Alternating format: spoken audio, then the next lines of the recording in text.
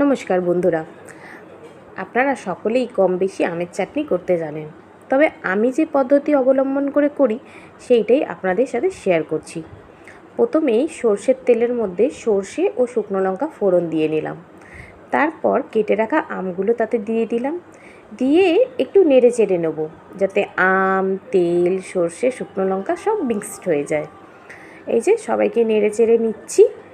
এরপরেই আমি এর মধ্যে কিছু গুঁড়ো মশলা মেশাবো। আর একটু নেড়ে নিলাম, নিয়ে আমি কিছু গুঁড়ো মশলা মেশাবো, যেমন নুন, হলুদ আর লাল লঙ্কার গুঁড়ো। এইটা দিয়েও আমি একটু নেড়ে নেব। আমি এই পদ্ধতিটা আমার দিদিমার কাছ থেকে শিখেছি। ভালো লাগলে নিশ্চয়ই আপনারা ঘরে চেষ্টা করে দেখবেন। তারপরে আমি তার মধ্যে একটু জল দিয়ে দিলাম। এবার জল টকবক করে ফুটতে শুরু করে দিয়েছে এবং আমটাও আমার গলে গেছে। এরপরেই আমি এর মধ্যে বাতাসা যুক্ত করে দেবো। চিনিটা স্বাস্থ্যের জন্য ভালো নয়, তাই জন্য আমি বাতাসাটাই দেওয়া বেশি পছন্দ করি। ব্যাস, আমাদের আমের চাটনি রেডি। 10 মিনিটেই আমের চাটনি হয়ে যায়।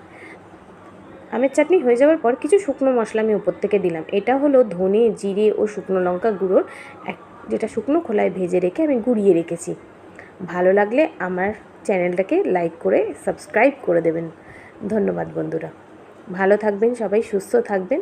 দেখুন আমার আমের চাটনিটা কী সুন্দর দেখতে হয়েছে। পাতলা আমের চাটনি খেতে খুবই ভালো লাগে।